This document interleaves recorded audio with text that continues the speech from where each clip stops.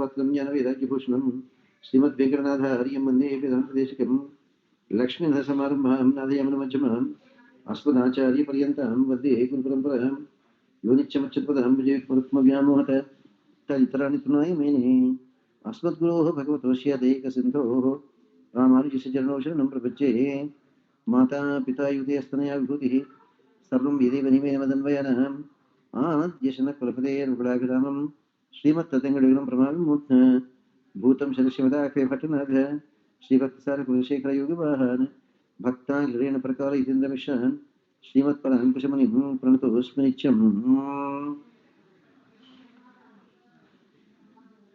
गुरुमुखमरीच्य प्रहवेदानशेषान् नरपतिपरिक्लुप्तं शुल्कमादातुकामः श्वशुरम् अमरवन्द्यं रङ्गनाथस्य साक्षात् द्विजकुलतिलकं तं विष्णुचित्तं नमामि। श्रीकृष्णपरब्रह्मणे नमः।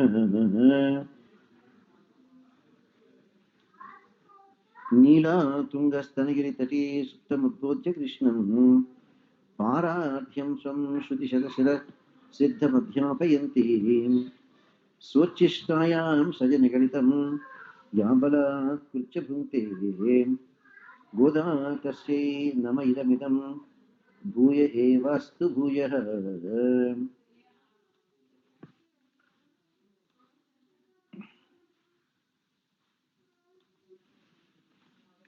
Okay, ma, today is the third Pashtam Mirozu. ஓங்கி உலகளந்த உத்தமன் பெயர் பாடி நாங்கள் நம் பாவை குச்சாற்றி நீராடினார் தீங்கி நாடெல்லாம் திங்கள் மாறி பெய்து ஊங்கு பெருஞ்சின்னலோடு கைலுகள ஊங்கு வலை போதிர பொறிவண்டு கண்படுப்ப தேங்காதே புக்கிருந்து சீற்றமுறை பற்றி வாங்க குடம் நிறக்கும் பெரும் பசுக்கள் நீங்காத செல்வம் நிறைந்தேதோர் எம்பாவாயே. ஓங்கி உலகில் அந்த உத்தமன் பெயர் பாடி நாங்கள் நம் பாவை குச்சாட்டினால் தீங்கின்ற நாளெல்லாம் திங்கள் மாறி பெய்து ஊங்கு பெருஞ்சினல் ஊடு கைலுவிட ஊங்கு வரையும் போது பொறிவண்டு கண்படுப்ப தேங்காதே புக்கிருந்து சித்தமலை பற்றி வாங்க நீங்காத செல்வம் நிறைந்தேலோ ఎంబావాయే. ఈ పాశ్రంలో గోదాదేవి ఆ నారాయణుల వారి యొక్క వామనావతారం తలుచుకొని అంత ఆనందాన్ని పొందుతుంది ఆమె.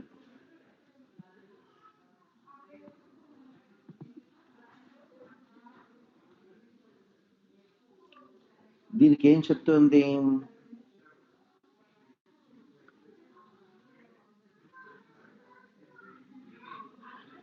మనం ఆ సర్వేశ్వరుడైనటువంటి ఆ పురుషోత్తముడు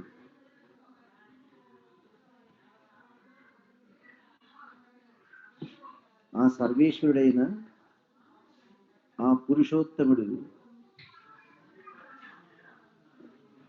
చిన్న బిడ్డగా వచ్చాడు, బామునుడిగా, 8 ఏళ్ల బిడ్డగా. ఎంత పెద్దవాడైనాడు, జైగాంటిక్ షేప్ అయినాడు, త్రివిక్రముడైనాడు. ఏం చేశాడు? ఈ 3 లోకాలను పోషించేశాడు. ఒకే ఒక అడుగుతోటి భూలోకం మొత్తాన్ని, ఒకే ఒక అడుగుతోటి బ్రహ్మలోకం వరకు ఆక్యుపై చేసేస్తున్నాడు.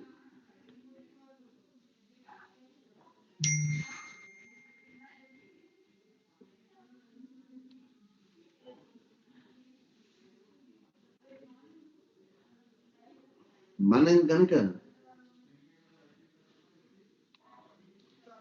మన యొక్క ధర్మాన్ని సరిగ్గా పాటించామంటే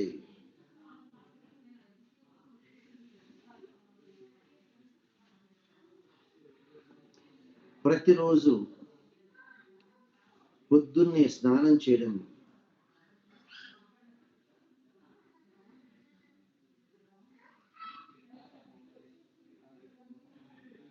ఆయన చాలా తృప్తి కలుగుతుంది.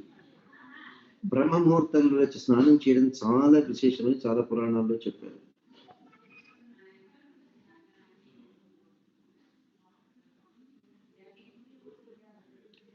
ఆ విధంగా కనుక మనం చేస్తే ఈ ప్రపంచంలో అందరూ చాలా సుఖ సంతోషాలతో ఉంటారు.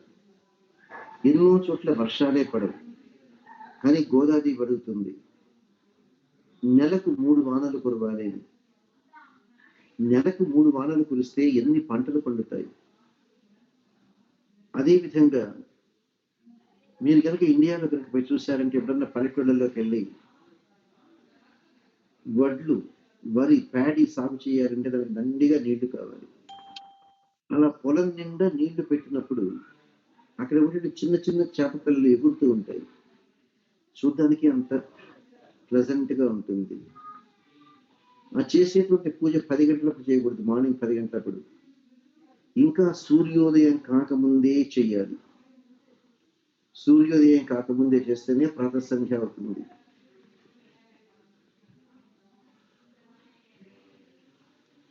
సూర్యోదయం కాకముందు అని చెప్పడానికి గోదాదేవి ఏం చెప్తుంది, ఆ లోటస్ ఫ్లవర్స్ లో తేనె అంత మధురంగా ఉంటుందట. అందువల్ల హనీ బీస్ వస్తాయి లోటస్ ఫ్లవర్స్ కి. సూర్యుడు అస్తమించే టైంకు ఆ లోటస్ ఫ్లవర్స్ అలా క్లోజ్ అయిపోతాయి. ఈ హనీ బీస్ కు ఆ లోటస్ ఫ్లవర్స్ లో ఉండే హనీ తాగి తాగి ఎంత ఇంటాక్సికేషన్ అంటే వాటికి నైట్ అవర్స్ ఉంది, లోటస్ ఫ్లవర్ క్లోజ్ అవుతుంది అనే జ్ఞానం కూడా లేకుండా అలా ఎంజాయ్ చేస్తుంటాయి ఆ లోటస్ ఫ్లవర్ లో ఉండేటువంటి హనీని ఎంజాయ్ చేయడానికి. ఇక్కడ ఏంటి, సాయంత్రం వేసరికి లోటస్ ఫ్లవర్ ముడుచుకుపోయింది. మళ్ళీ తెల్లవారి సూర్యుడు వచ్చిన తర్వాత లోటస్ ఫ్లవర్ ఓపెన్ అయితే గానీ ఆ లోపల ఉండేటువంటి హనీ బీస్ బయటికి రాలేవు. సో ఇక్కడ ఏం చెప్తున్నది గోదాదేవి, ఈ లోటస్ ఫ్లవర్స్ లో ఈ హనీ బీస్ అన్ని నైట్ అంతా ఇక్కడే చిక్కుకొనిపోయినాయి. ఆ తర్వాత సూర్యోదయం కాలేదు ఇంకా అని చెప్పడానికి, సూర్యోదయం అయ్యి సూర్యుడు వచ్చిన తర్వాత ఆ పద్మాలు వికసిస్తాయి కాబట్టి అప్పుడు ఆ లోపల ఉండేటువంటి హనీ బీస్ అన్ని బయటకు పోతాయి. అందువల్ల నైట్ అంతా ఇంప్రిజన్మెంటే, కానీ pleasant imprisonment. Drop by drop ఆ హనీ బీస్ అన్ని ఆ తేనె తాగుతూనే ఉన్నాయి.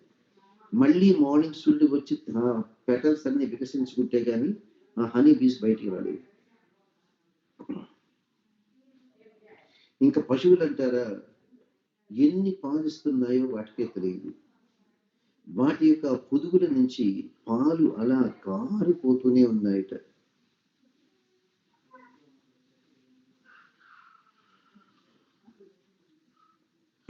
ఆ విధంగా ఎక్కడైతే పాడి పంటలు ఉంటాయో అక్కడ మహావిష్ణు చక్కగా కలిసిల్లుతూ ఉంటుందట. అందుకని నందగోకులం అంత ప్రాస్పరస్ గా ఉంది.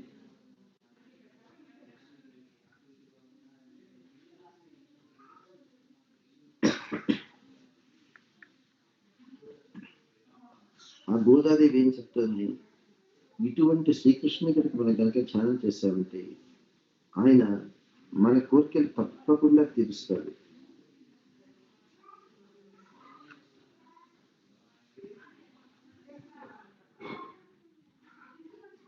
ఎవరైనప్పటికీ చేరవచ్చును.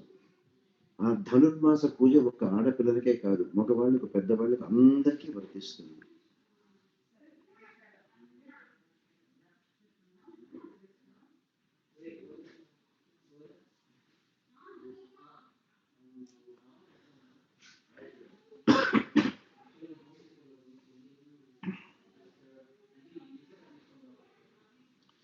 ఇక్కడ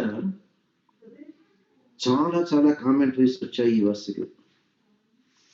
ఇక్కడ గోదాదేవి ఏమంటుంది, ఓంగి ఉరనంద ఉత్తమం పేర్పాడి అంటుంది. ఇప్పుడు ఇక్కడికి వచ్చిన డౌట్ ఏంటి, మనము ఈ వామనుణ్ణి ఉత్తముడు అని ఎలా అనుకోవాలి? ఉత్తముడు అంటే best of the best man అని.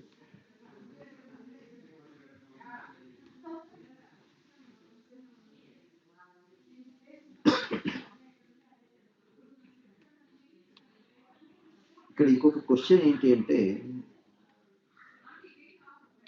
మనము నిజంగానే వామనుణ్ణి ఉత్తమ పురుషుడు అని అనొచ్చా? బలి చక్రవర్తిని మోసం చేయలేదా? ఉత్తములైన వాళ్ళు ఎక్కడన్నా ఇంకొకటిని మోసం చేస్తారా?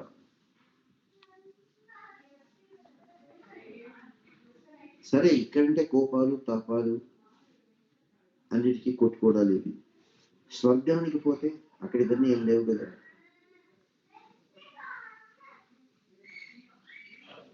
కాబట్టి వీళ్ళు దేవతలకు దానవులకు విధులను గొడవలు లేకుండా ఉండాలన్నా, ఎవరికి ఏ విధమైన బాధలు లేకుండా ఉండాలన్నా అందరూ కూడాను ఐకమత్యంగా ఉండాలి. అది గోదాదేవి మనకి ఎంత చక్కగా చెప్తుందో చూడండి. మనము ఆ త్రివిక్రముడు, ఆ పురుషోత్తముని కనుక కీర్తన చేశామంటే, ఆయనకు వ్రతంగా మనం కనుక ఈ మార్గశిర వ్రతాన్ని చేశామంటే, ఈ ప్రపంచంలో అందరికీ నెలకు 3 వర్షాలు కురుస్తాయి.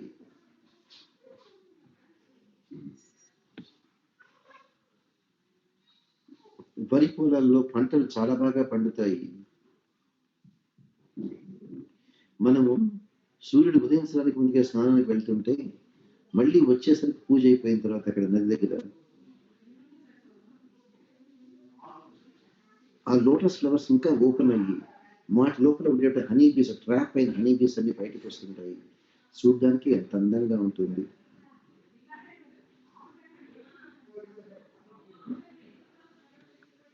అని గోదాదేవి మనందరినీ మేల్కొల్పుతుంది.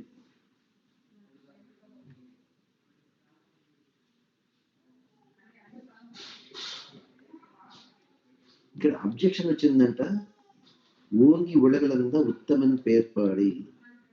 ఒకటి ఉత్తముడు అనే మాట, ఇంకోటేమో పురుషోత్తముడు అనే మాట.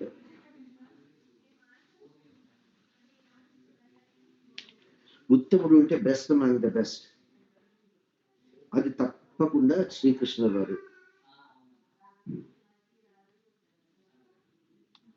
ఆయన నుంచి ఇంకెవరు బెస్ట్ అమాంగ్ ద బెస్ట్ లేరు.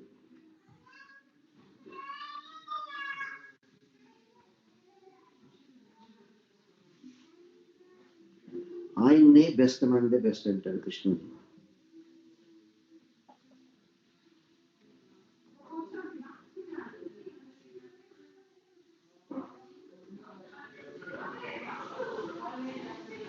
ఇక గోదాదేవి ఓంగుడుగు ఉత్తమం అంటే ఆమె కృష్ణున్నే చెప్తుంది, వామనుణ్ణి చెప్పలేదు. వామనుడు కూడా భగవంతుడి అవతారమే కదా, మరి ఆయనకి ఎందుకమ్మా ఉత్తముడు అనేటువంటి పేరు వర్తించడం లేదు? ఎవరైనా ఆలోచిస్తున్నారటమ్మా?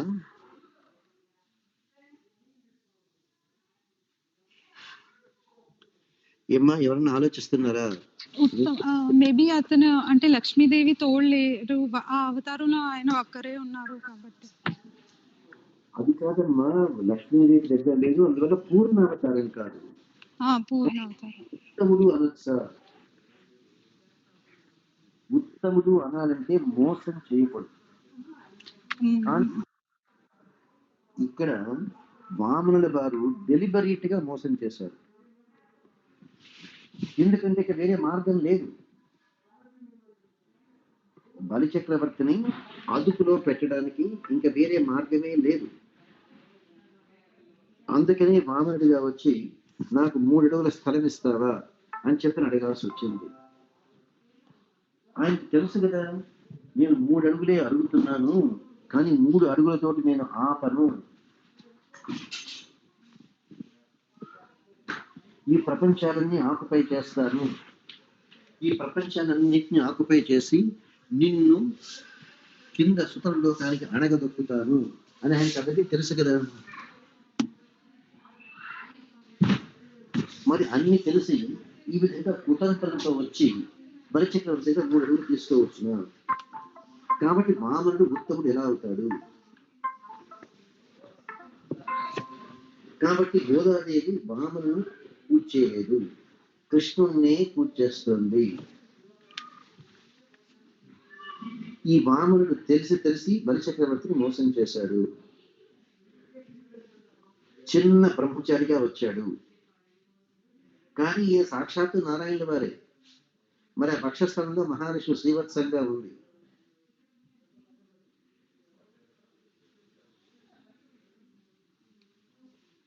మరి బ్రహ్మచారికి ఎక్కడైనా వక్షస్థలంలో శ్రీ మహావిష్ణు ఉంటుందా? శ్రీ మహావిష్ణు ఉంది అంటే బ్రహ్మచారి కాదు అనే కదా. ఆ శ్రీ మహాలక్ష్మి శ్రీవత్సం కనిపిస్తే అందరికీ తెలిసిపోతుంది కదా. సో వచ్చిందేమో బ్రహ్మచర్య, వక్షస్థలంలో ఉన్నదేమో మహాలక్ష్మి శ్రీవత్సంగా.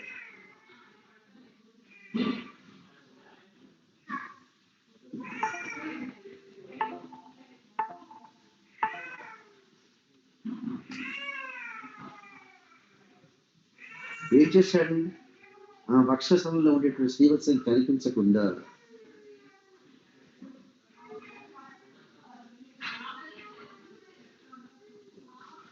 ఎంతో తెలివి వెళ్ళ వాళ్ళలాగా ఆ శ్రీవత్సాన్ని కనిపించకుండా దాచిపెట్టాడు.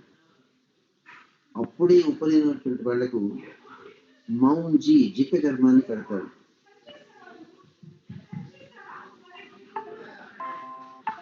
అటువంటి భగవంతుడు కృష్ణుడు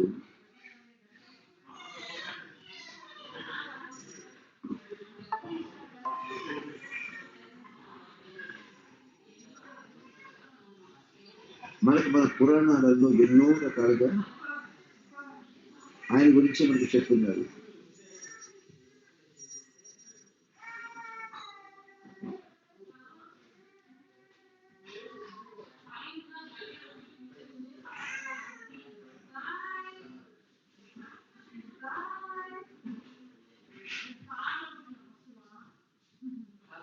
ఇక్కడ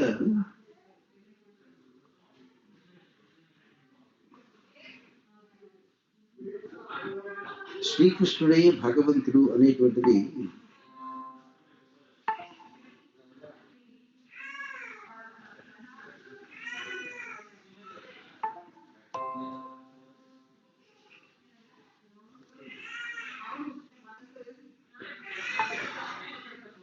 అది మనకు మహాభారతంలో చెప్తారు.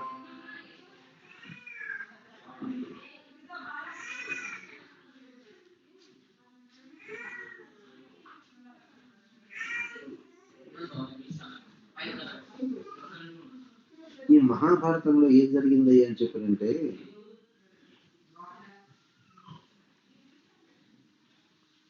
నమ్మాళ్ళ వారు దాన్ని తిరువాయిమొழிలో చెప్తాడు. 2వ 10వ 8వ భాగం అంటే 18వ చాప్టర్లో 6వ భాషలో తీర్థాన్ గులగలంద. అక్కడ అర్జునుడు కురుక్షేత్ర యుద్ధం జరిగేటప్పుడు శంకరుడికి పూజ తలుచుకున్నాడు. బట్ కుదరలేదు. కృష్ణుడి పాదాల దగ్గర పూజ చేశాడు.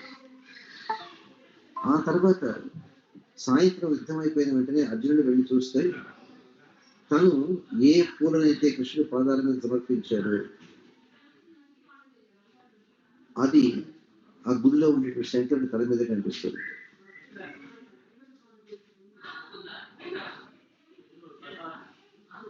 అంత తేడా ఉంది. అర్జునుడికి ఆశ్చర్యం వేస్తుంది.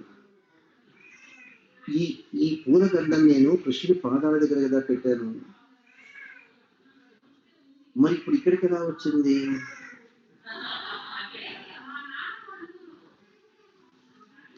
అయినప్పటికీ అర్జునుడికి అర్థం కాలేదు.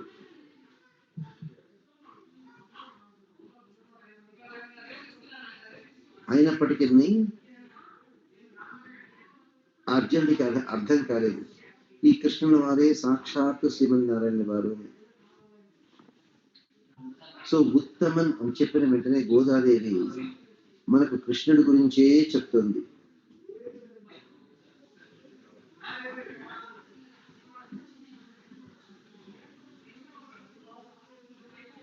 గోదాదేవి కృష్ణుల వారంటే అంత ప్రేమ. నిన్నటి పాశురంగంలో పార్కడలు పై తీవ్ర పరిమళపాడి అని చెప్తుంది.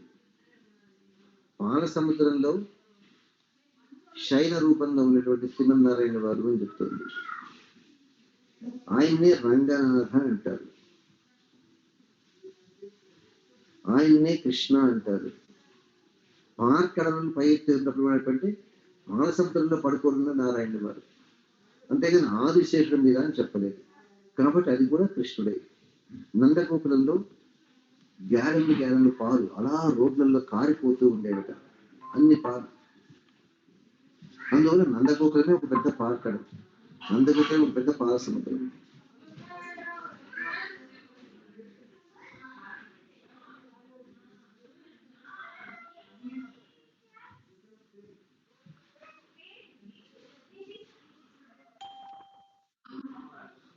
అందుకనే గోదాదేవి ఉత్తమనంటే కృష్ణుడి గురించి చెప్పిందే కానీ వామనుడి గురించి కాదు.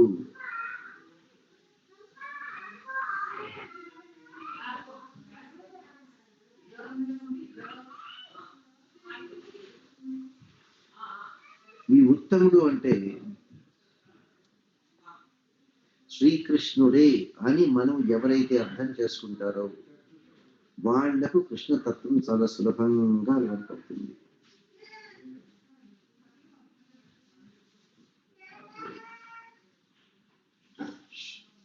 ఆ ఆండాళ్ తల్లి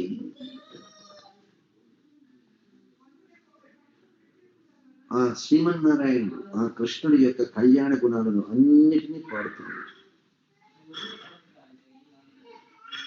అడుగుతుంది. ఈ పశువులు సుఖ సంతోషాలతో ఉండాలి,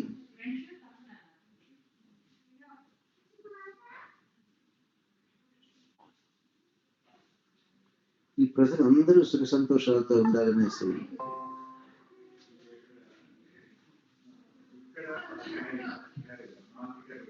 నెలకు 3 సార్లు వానలు కురవాలి అని చెప్పి అడుగుతోంది. నెలకు 3 సార్లు కనుక వర్షాలు పడిందంటే అందరూ 20 ఫుడ్ ఉండి సుఖ సంతోషాలతో ఉంటారు అని చెప్తారు.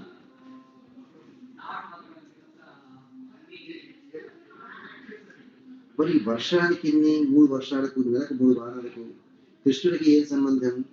అదే కృష్ణుడు భగవద్గీతలో చెప్తారు. పపామి హన్ వర్షం నిగృహాన్ని విసృజామించారు.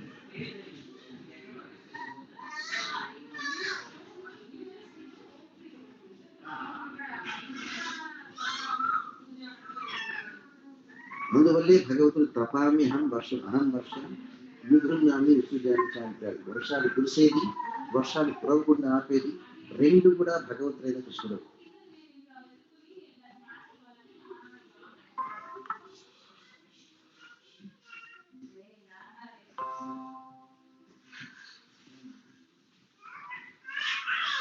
ఈ ఆవులు కూడాను ఎంతో విశ్వాసం గల జంతువులు.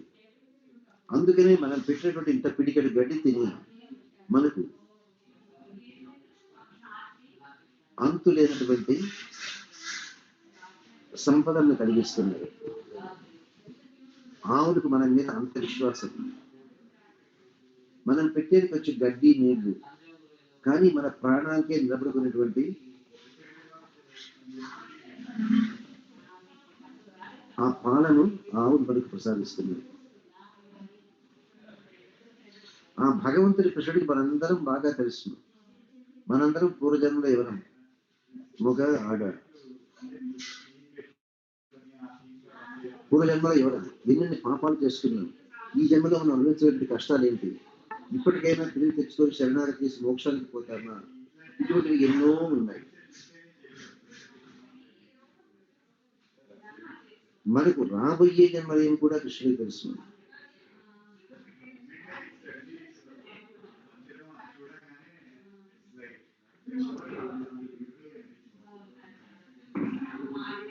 మరి కృష్ణుల వారే భగవంతుడు ఎన్నిసార్లు చెప్పినా ప్రజలు ఎందుకు నమ్మలేకపోతున్నారు అంటే దానికి కూడా కృష్ణుడే సమాధానం చెప్తాడు. అవజానంతి మామూఢ మనుషులు కనివాసితం. మూర్ఖులకు నేను అర్థం కాను.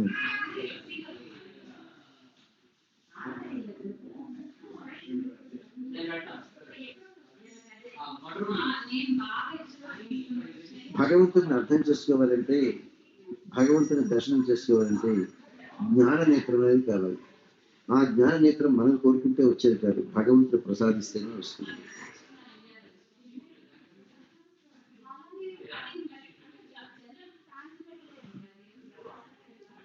ఆ కృష్ణుడికి మనకు పూర్వజన్మలో ఎవరిమైనా కాదు, ఈ జన్మలో ఎవరికో కూడా తెలుసు, రాబోయే జన్మలో ఏ విధంగా ఉంటుందో కూడా తెలుసు.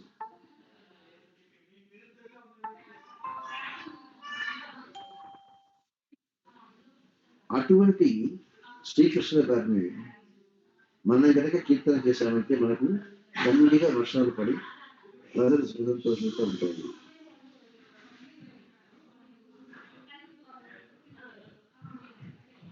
దానికి ఆ కృష్ణుల వారిని ఎందుకు ప్రార్థన చేయాలంటే ఆయన అందరినీ అనుగ్రహిస్తాడు. ఆయనకు డబ్బులున్న వాళ్ళు, డబ్బులు లేని వాళ్ళు అనేటువంటి పట్టింపులే లేవు. ఎందుకు మనకు తెలుసును? కృష్ణుడి యొక్క బెస్ట్ ఫ్రెండ్ సుధాముడు. ఆ సుధాముడు అంత గొప్పడానికి కారణం ఏంటి? ఆయన వర్ణాశ్రమ ధర్మాలని క్షుణ్ణంగా పాటించాడు.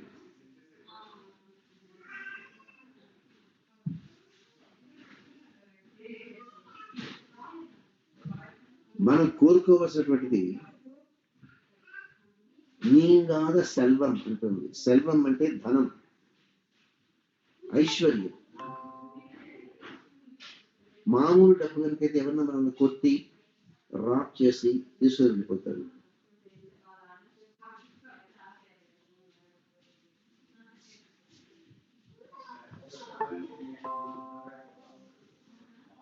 ఆ శ్రీమన్నారాయణ వారు ఒక కల్ప వృక్షం లాంటి వారు. ఆ మహాలక్ష్మి ఒక కల్ప లత లాంటిది. వృక్షం అంటే ఎంత పెద్ద తుఫాన్లు వచ్చినా కానీ ఏమి అల్లాడదు. లత చిన్న గాలికే కింద పడిపోతుంది. కానీ ఆ లతలు, ఆ తీగలు ఆ పెద్ద చెట్టు కనుక అల్లుకొని ఉన్నాయంటే ఏమీ కాదు.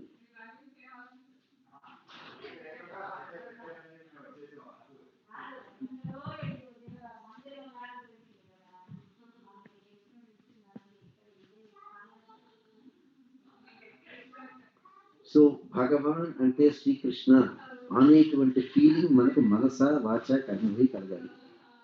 అప్పుడే మనకు ఆయన శాశ్వతమైన ధనం అవుతాడు. అదే శ్రీమన్నారాయణ వారు మనకు కల్పవృక్షం అవుతారు. శ్రీమన్నారాయణ వారి కల్పవృక్షం అయితే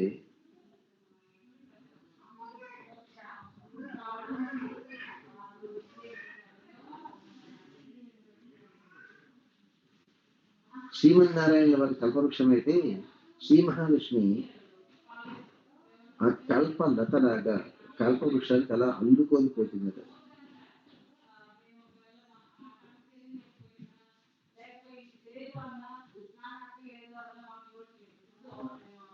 ఈ మహాలక్ష్మి ఆ నారాయణ వారిని క్షణం కూడా వదిలిపెట్టి ఉండదు. అందుకే ఆయనకు నిత్యాన పైనే అంటారు. మనకు ఎంతో పుణ్య ఫలం ఉండాలి ఆ శరణాగతి చేయడానికి.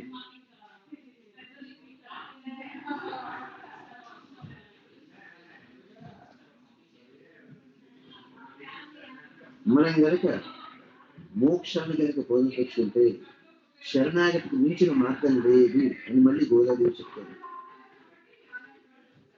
అందుకని సీతాదేవి ఇచ్చిన శరణాగతి శ్లోకాన్ని చూపిస్తుంది. కృష్ణుల వారు చరిత్ర శరణాగతి శ్లోకాన్ని చూపిస్తుంది. రామాయణంలో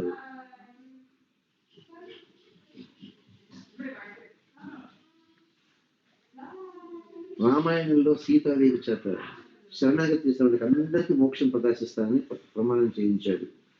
రాముడి వారి చేత ప్రమాణం చేయించాడు. రామాయణంలో భగవద్గీతలో కృష్ణుడి చేత ప్రమాణం చేయించాడు.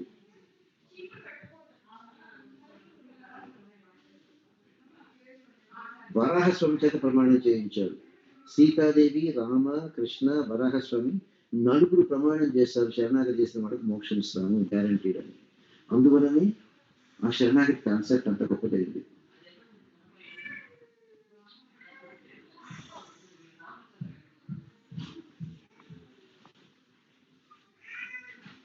అందుకనే దీన్ని వరాహ చరమ శ్లోకంలో ఇంకో రకంగా కూడా చెప్పారు. స్థితి మనసు స్వస్థే శరీరే సత్యోదర జాత సామ్యస్తే స్వస్థాక్షరూపంచం మమ్మకం తదస్థం రైమానస్తు కాష్టపాషణ సన్నిహం అహం స్వరాన్ని మద్భక్తముదయ బ్రహ్మాన్ని.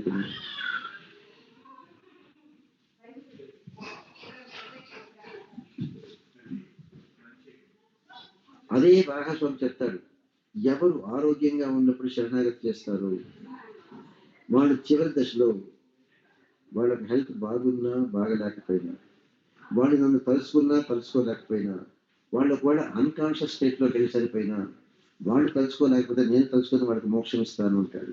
అహం స్వరామి మద్భక్తం నయాన్ని పరమాగతి కాష్ట పాషాణ సమీపం.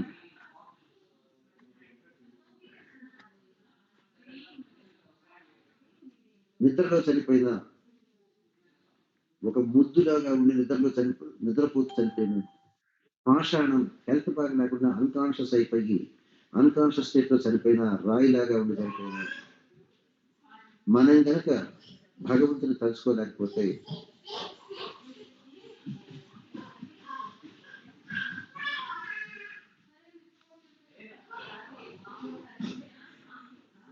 ఆ భగవంతుడు మనల్ని తప్పకుండా అనుగ్రహిస్తాడు. వరాహస్వామి చెప్పిన విధంగా నిద్రపోతూ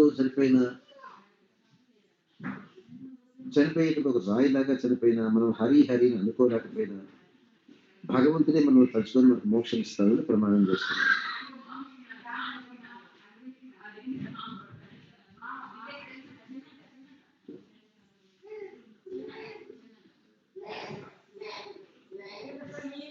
రామావతారంలో కూడా అదే చూపిస్తారు. రాముడు వారు చెప్పారు, ఈ శరణాగతి ఎవరు చేసినా ఒక్కసారి చేస్తే చాలు, నేను మాట తప్పను, మాట మళ్ళీ మార్చి మాట్లాడను, అభయం ఇస్తున్నాను, ఎవరైనా చేయవచ్చు.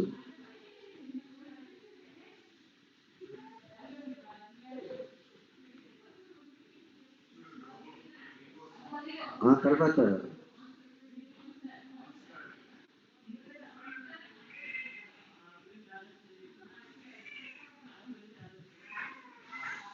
కృష్ణుల వారచారం చెప్పిస్తున్నాడు భగవద్గీత సత్యదేవ ప్రపన్నాయాన్ని. ఈ విధంగా 4 సార్లు చెప్పించి మనకి విశ్వాసాన్ని దృఢంగా చేసేది.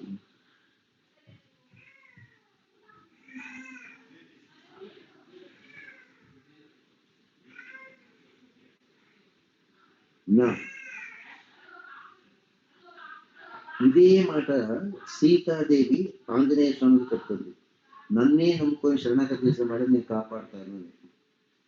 పాపానాంబ శుభానాంబ అనేటువంటి శ్లోకంలో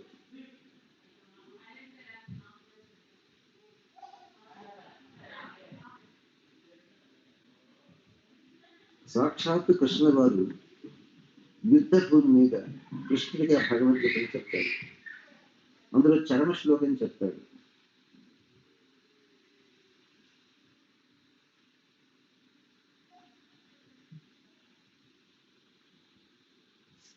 సర్వధర్మాన్ని పరిత్యజ్య అని మాచారి చెప్పిస్తారు కృష్ణుడు వారు.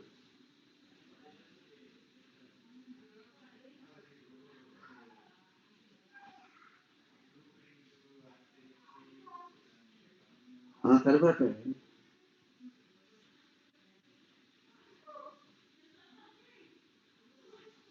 కృష్ణుడు వారు అర్జునుడికి చెప్తాడు,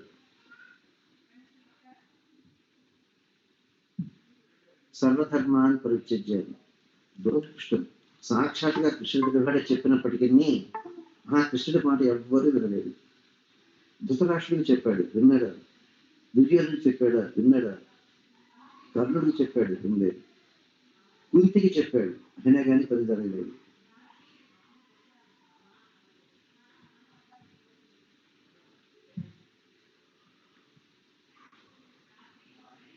అందువల్లనే ప్రతినిత్యం సీతాదేవి చర్మశ్లోకం, వరాహ చర్మశ్లోకం, రామ చర్మశ్లోకం, చర్మశ్లోకం చదవడం చాలా విశేషం.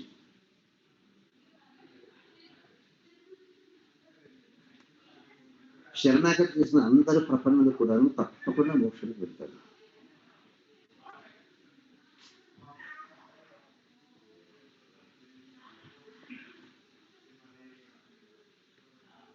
ఆ విధంగా ప్రపన్నులు ఎవరైతే భగవంతుడైన శ్రీమన్నారాయణ వారిని నాస్తితో తలుచుకోలేరో, వరాహస్వామి మనకు ప్రమాణం చేసిన విధంగా ఆయన మనమును తలుచుకొని మనలను దగ్గర ఉండి స్వామి వారు వైకుంఠానికి తీసుకుపోతాను అని ప్రమాణం చేస్తున్నారు.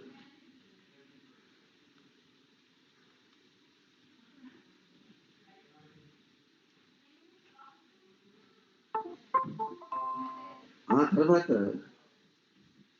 ఎందుకయ్యా వైకుంఠం వైకుంఠం అంటున్నావు అంటే, స్వామికి నిత్య కైంకర్యం చేయడానికి.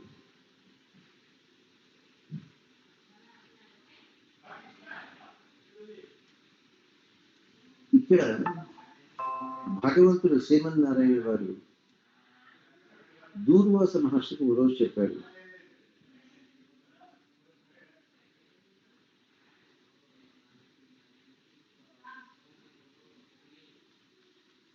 మహాత్మా దూర్వాస నన్ను కాపాడమన్నావు, నేను ఎలా కాపాడగలను?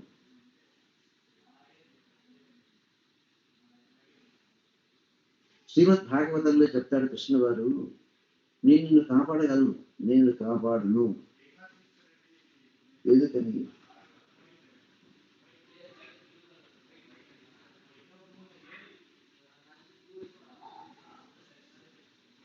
శ్రీకృష్ణుల వారు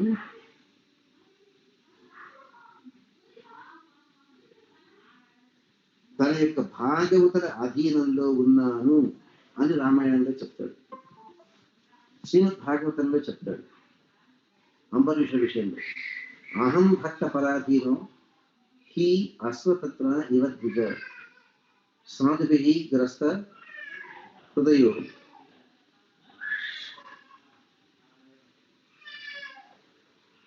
భక్తై భక్త జనప్రియః.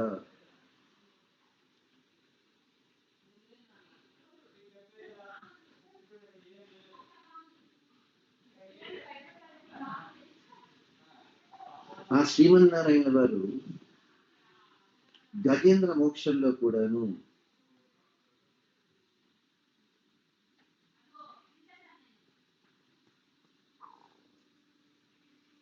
మనకు వారి గొప్పతనాన్ని చూపిస్తారు.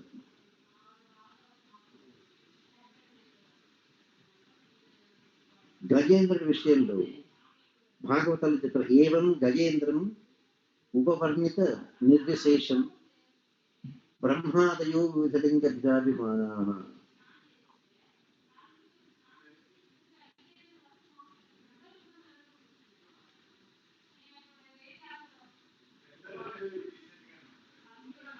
ఇక్కడ ఎంత చక్కగా చెప్తున్నారంటే, అహం భక్త పరాధీనః,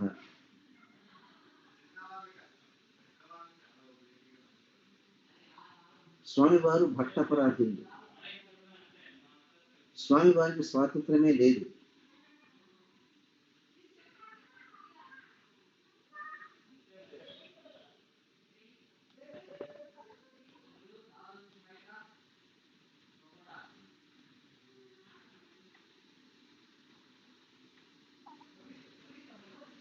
ఇక్కడ మనం నేర్చుకోవాల్సింది ఏంటి? స్వామివారు మనము ఎక్కడ ఏ విధంగా ఎలాగైనా కాపాడగలరు. గజేంద్రుణ్ణి కాపాడిన స్వామి మనల్ని కాపాడలేరా?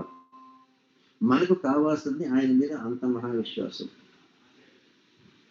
ఏవం గజేంద్రం ఉపవర్ణిత నిర్విశేషం బ్రహ్మాద్యో విధలింగ విధాభిమానాః నైతే యదోపస సుపుః నిఖిలాత్మకామా నిఖిలాంతకత్వ తత్రాఖిలాం అమరమయో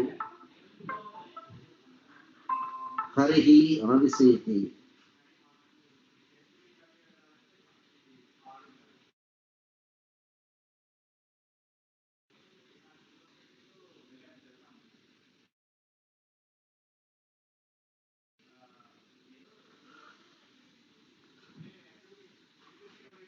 ఆ విధంగా గజేంద్ర మోక్షంలో భగవత్ నిర్ణయం అనేది చాలా చక్కగా జరిగింది.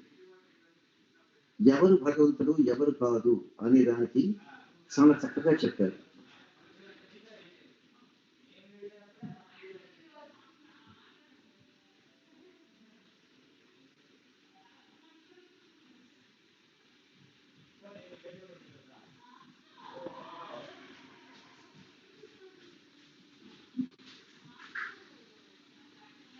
కాబట్టి మనం నేర్చుకోవాల్సింది, మనం చేసే ప్రార్థనలు కనుక శ్రీమన్నారాయణ వారి వైపే ఉంది.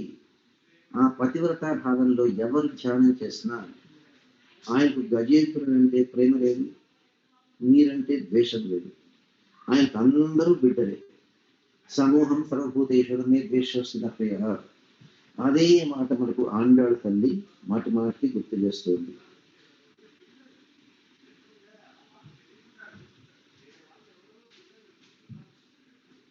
ఆ విధంగా చెప్పండి. వచ్చాక చెప్పండి. అంటే మీరు బయట మాట్లాడుతున్నారు, మేము నేను ఇక్కడ చెప్తున్నాను. రమ్మని చెప్పండి. సో ఆ విధంగా గోదాదేవి ఈ 3వ పాశురంలో మనకు భగవంతుణ్ణి పైకి మటుకు వర్ణించేటువంటిది వామన రూపంలో చెప్పిన యాక్చువల్గా చేసే వర్ణన కృష్ణుడికే చేసింది. అందువల్ల గోదాదేవి ఎప్పుడు కృష్ణుణ్ణే కోరుకున్నది. అయితే ఆ కృష్ణుడికి రంగనాథుడికి భేదం లేదు కాబట్టి మేము ఇద్దరము ఒకటే అని చెప్పడానికి ఆ రంగనాథుల వారే వచ్చాము, వివాహం చేసుకుంటాం. అంతేకాని ఇక్కడ కృష్ణ వేరు రంగనాథ వేరు అనేటువంటి కాన్సెప్ట్ ఏమీ లేదు.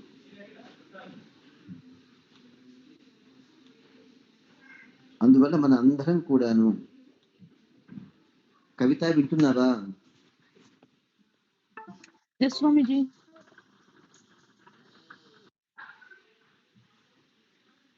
పావని ఇప్పుడే నీ గురించి మాట్లాడామమ్మా. మీ బ్రదర్ వాళ్ళు ఇక్కడికి వచ్చారు. వెంకట్ తమ్మిన, తర్వాత శైలజ, ఆయన భార్య శైలజ, 2 పిల్లలు, మీ అమ్మగారు, వీళ్ళందరూ ఇక్కడికి వచ్చారు. ఇప్పుడు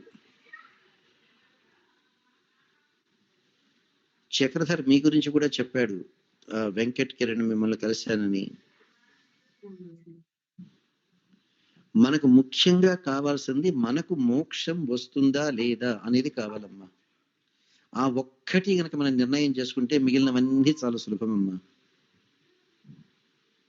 దానికి గోదాదేవి త్రివిక్రముడి పేరు చెప్పి వర్ణన అంతా కృష్ణుడి గురించే చేసింది. ఆ ఒక్క ఉత్తమ శబ్దంతో అర్థమంతా మారిపోయింది. భగవంతుడు ఎప్పుడు ఎక్కడ ఎవరిని మోసం చెయ్యడు. భగవద్గీతలో చెప్పినట్లుగా ద్వావిమౌ పురుషవులోకే అక్షరస్య క్షరయేవచ క్రయ సర్వారి భూతాని కూటస్థు అక్షర ఉచ్యతే. ఉత్తమ పురుషస్త్వన్య పరమాత్మే చుదావృత యో లోకత్రయమావిశ్యాభివర్తి అవ్యయ ఈశ్వరః యస్మాక్షరమతీతోహం అక్షరాదపిచోత్తమ అతోస్మిన్ లోకే వేదే చ ప్రథిత పురుషోత్తమః అని చెప్పినందువల్ల ఆ పురుషోత్తమ శబ్దానికి అంత అర్థం ఉంది. ఉత్తముడు అంటే గొప్పవాడు, పురుషోత్తముడు అంటే అందరి పురుషుల్లో గొప్పవాడు. నశించిపోయేటువంటి శరీరాల కన్నా, నశించిపోయిన ఆత్మల కన్నా కూడాను చాలా హయ్యెస్ట్ లెవెల్లో ఉన్నాడు. కాబట్టి అతోస్మిలోకే వేదేచ ప్రజ పురుషోత్తమ అని చెప్పడానికి వచ్చాడు.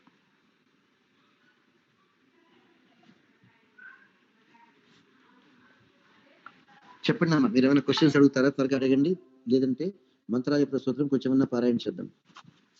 స్వామిజీ నారాయణ ఆత్మకి పుట్టడం చనిపోవడం ఉంటుందా స్వామిజీ? ఎవరికి ఏంటమ్మా? ఆత్మకి పుట్టడం లేదు, ఆత్మకు పుట్టుక లేదు, చావు లేదు.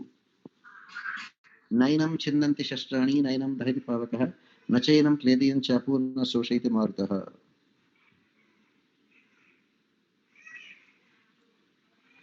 అచ్ఛేద్యోయమదాఖ్యోయం అక్లేద్యో శోషయేవచ నిత్యః సర్వగతః స్థాణుః అచలోయం సనాతనః. ఆ ఆత్మకు న జాయతే మ్రియతే వా కదాచన్ నాహం భూత్వా న భవితా న భవిష్యతి నిత్యః సర్వగతః స్థాణుః అచలోయం సనాతనః. ఆత్మ శాశ్వతమైనది.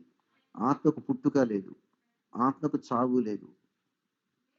ఎవరైనా మనల్ని కత్తులు పెట్టి పొడిచి చంపినప్పుడు శరీరం చనిపోతుందే కానీ ఆత్మ చనిపోదు. ఎవరైనా నిప్పుల్లోప్పుడు తగలబడిపోయి చనిపోయినప్పుడు శరీరం తగలబడిపోయిందే కానీ ఆత్మకు చావు లేదు. ఆత్మకు పుట్టుక లేదు, ఆత్మకు చావు లేదు. నీళ్లల్లో పడిపోతే మనిషి చనిపోతాడే కానీ ఆత్మ చనిపోదు.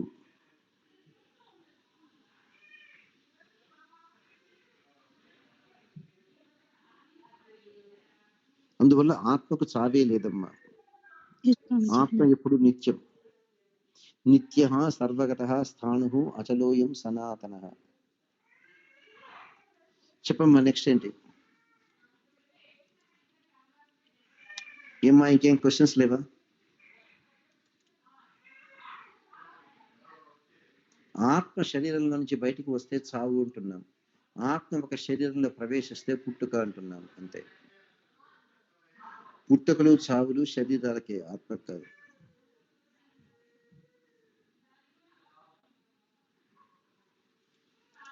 చెప్పండి అమ్మా, నెక్స్ట్ క్వశ్చన్ ఏమని అడగండి.